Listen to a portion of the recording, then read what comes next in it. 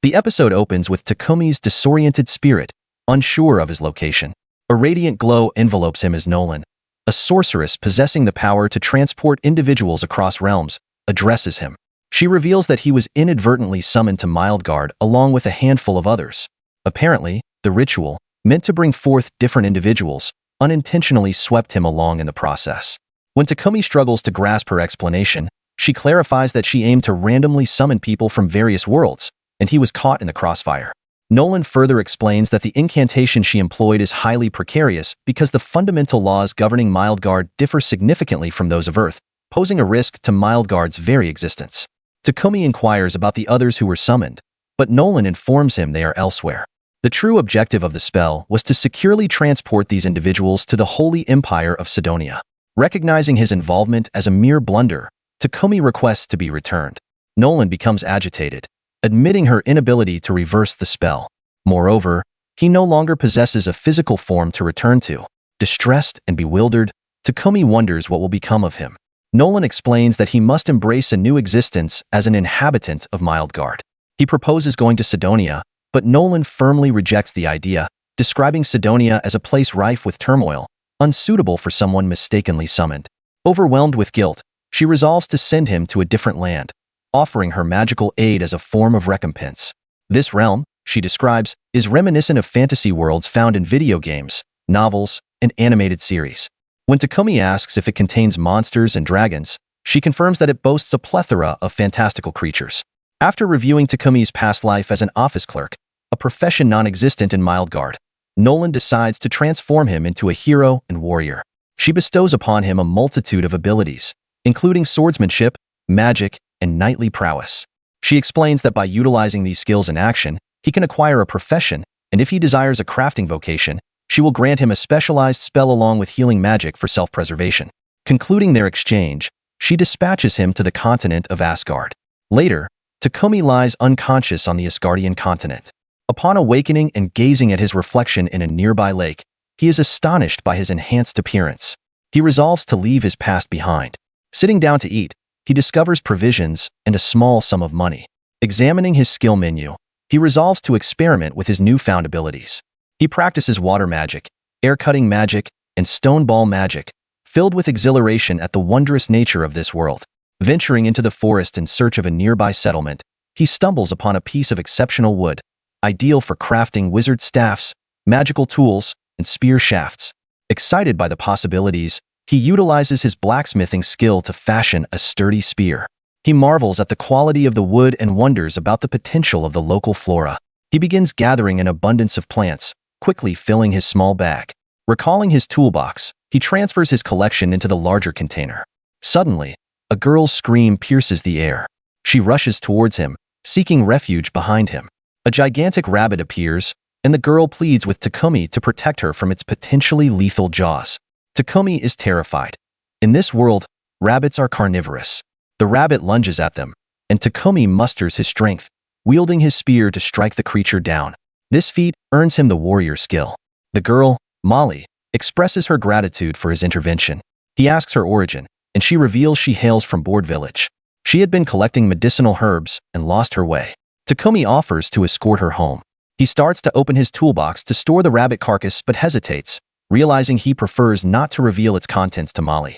The scene shifts to the Holy Empire of Sidonia, where three individuals find themselves within a palace, completely disoriented. They, too, are from another world.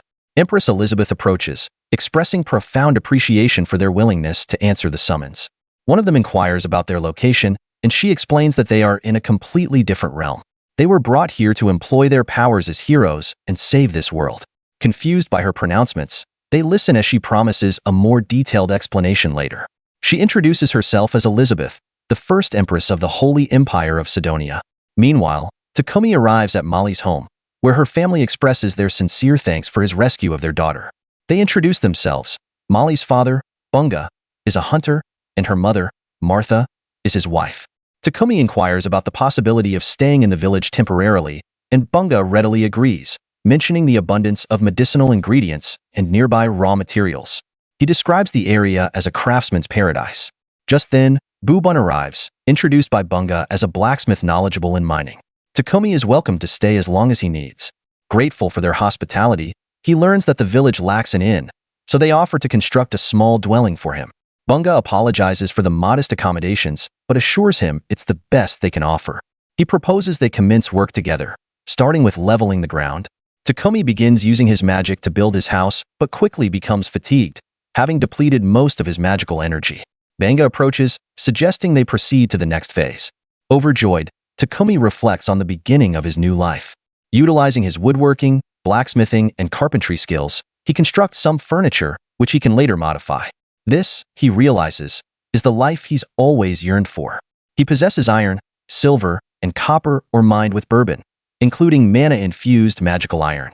He plans to transform it into ingots, a process normally requiring a large furnace, but this is a world of fantasy. It's time to experiment with alchemy. Remembering the 5 alchemic techniques, decomposition, extraction, grinding, creation, and reassembly, he extracts iron ore and channels earth magic through it, successfully producing an iron ingot. He's confident in his abilities and eager to refine his technique, envisioning the countless objects he can create with iron and copper.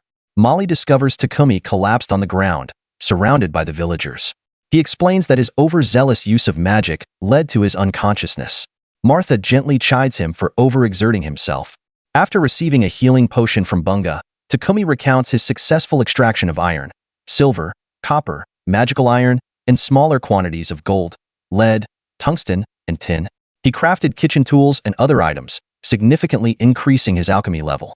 Later, Takumi hones his weapon crafting skills. He admires his finest creation to date, noting that once he finishes the sheath, it will be complete. He approaches Bunga and inquires about the materials he requested. Bunga confirms their delivery, describing them as standard components.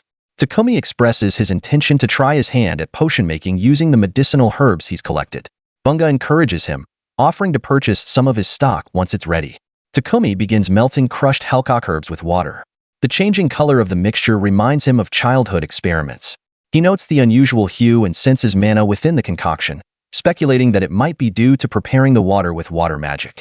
He expresses a desire to learn more potion recipes. Later, Takumi consumes some herbs in the forest, but becomes nauseated and purges his stomach. He acknowledges the difficulty of this method for building resistance and enhancing state magic skills, but recognizes its effectiveness. Thanks to this arduous process, he can now utilize purification magic. A monster suddenly appears, and Takumi is filled with fear. The monster attacks, but its assault is ineffective against Takumi's magic. He notices a venomous spider behind him, injured by the monster. Alarmed that his magic seems ineffective against the larger creature, he redoubles his efforts, finally vanquishing the monster. He then turns his attention to the injured spider, healing its wounds. To his surprise, the spider desires to be tamed. Astonished, Takumi names it Queen Evie, a name that delights the spider. Later, the villagers marvel at Takumi's defeat of the monstrous wild boar, expressing apprehension towards the tamed spider. Bunga explains that insect monsters are notoriously untamable. They are thrilled and decide to hold a feast with the boar meat. Bunga notes that the monster's remains can be used to craft leather armor, and its tusks and leftover hide can be sold in Bolton City. One of Bunga's friends remarks on how Takumi has brightened the village, despite not being the type to remain in such a small community indefinitely. The scene transitions to Lona, who expresses happiness for Takumi. Her companion reminds her that she not only provided him with a special body, but also sent him a year into the past, before the Holy Empire of Sidonia conducted their summoning ritual.